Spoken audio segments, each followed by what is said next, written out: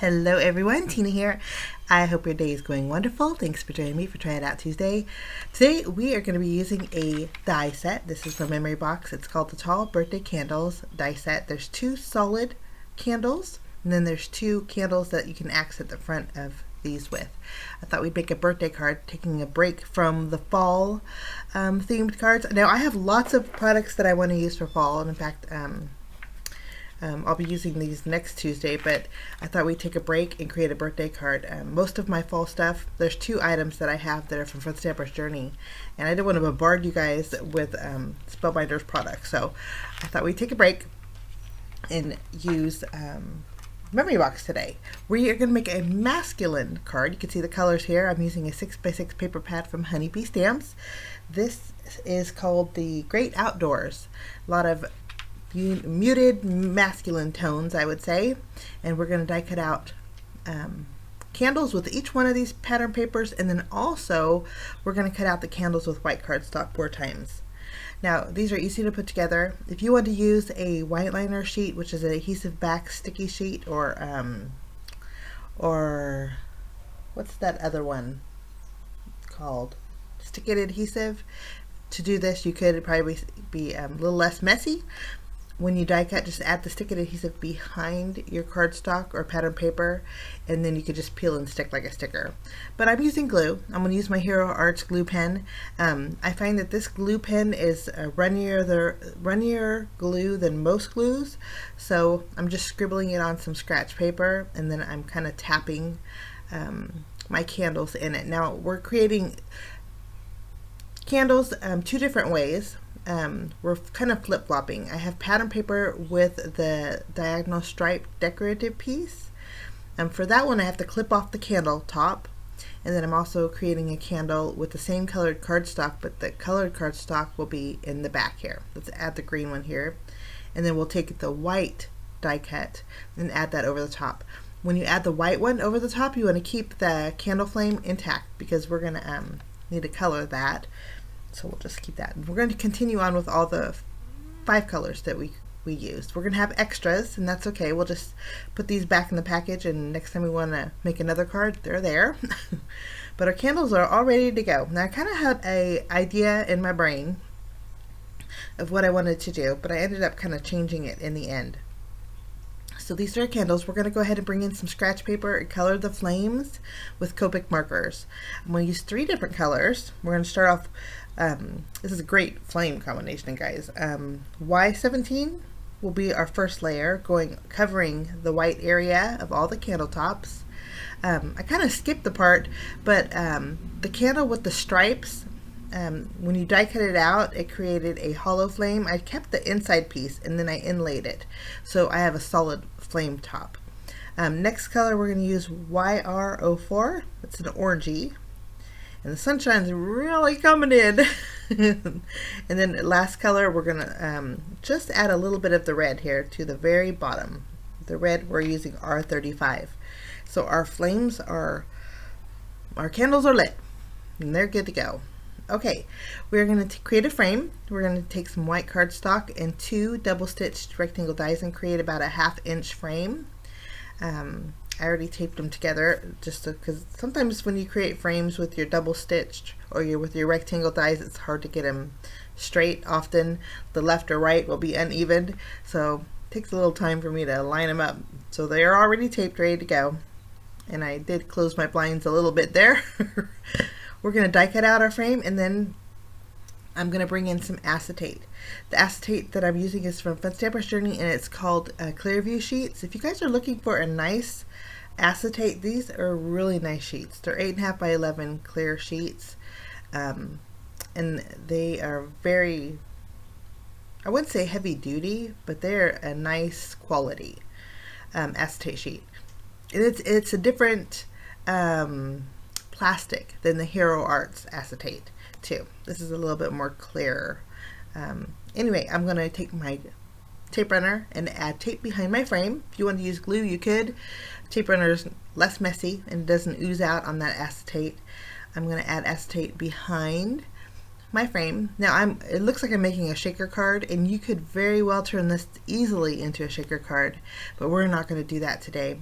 I just wanted a little bit of dimension, kind of creating a shadow box, and so the acetate is going to help kind of float my sentiment. Okay, I die cut out the largest rectangle that I use for the frame for a background. And then next we are going to go ahead and take some thin strips of foam tape and add them to the backs of each one of my candles for a little dimension. Once we have all our foam tape behind our candles, this is what my plan is. Since we have 10 candles, we have five different colors. I thought we'd add 5 to the bottom and then 5 to the top, and kind of spacing them to create an oval in the middle, and then that's where we'll put our sentiment. But I couldn't find a sentiment that would work, and then also when I added my frame, the candles ended up being really short, and we did all that work to those candles, and I kind of wanted them to shine on my card. Well, you'll see here, once we get them, I'm kind of flip-flopping the colors. Since we have 2 of each color, I'm kind of flip-flopping so they're not next to each other here. So this is basically what I was going for, and you could very well do it, guys. Here's another idea if you wanted to. Just have a smaller sentiment for the middle.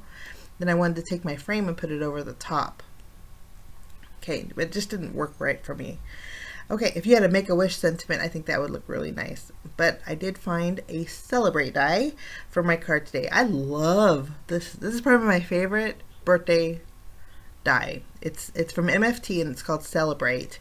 Beautiful font in here, guys. And it's easy to glue together. So I die cut out 3 with black cardstock.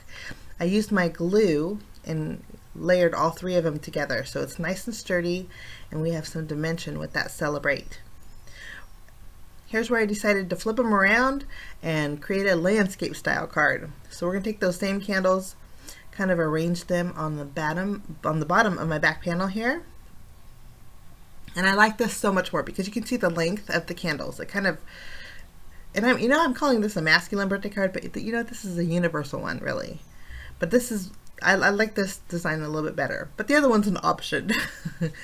I'm going to remove the release paper off of my my foam tape here, and we're going to arrange them kind of wonkily, if that's a word, on my panel here.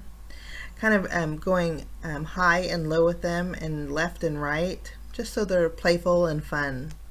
Making sure I didn't go to the ends because we have that frame, and so I want to kind of keep the length as much as I could. Now we're going to sparkle up our flames here with some diamond stickles, and boy, these are really pretty stickles. If you guys haven't picked up some Ranger diamond stickles, you will love these.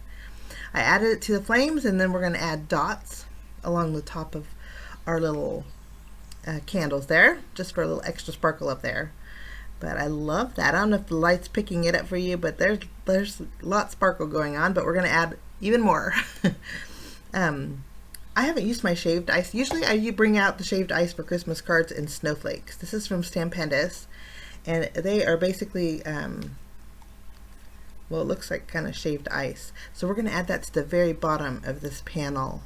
I'm going to add glue, using my glue pen here, not going all the way down because that's where the frame's going to hit, but about maybe 3/4 of an inch from the candle base, we added glue to, on top and then around it too. Next, we're going to take our shaved ice and just press it down on the very bottom.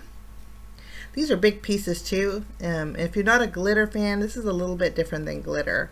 It's they're flakes, and you can actually pick them up and they won't leave sparkle everywhere. I'm going to put the excess back in here. I just kind of press them down with my hand into that glue, just in the bottom area. We'll let that dry, and then we're going to double up on our foam adhesive. I'm using 3M foam tape. I just doubled up on it and then added it to the edge of my frame. Looks like we're making a shaker card again, but we're really not. You could, maybe some seed beads in here would be really nice for a little sound effect. I'm going to add my frame to the very top. So now with the dimension of my Celebrate and my frame doubled up, it looks like a shadow box, but it also looks like my sentiments floating on top. That's what I was going for. I really like that. We're going to flip this over, and then we're going to add tape behind it, and then this is going to go on a standard side folding A2 size card base.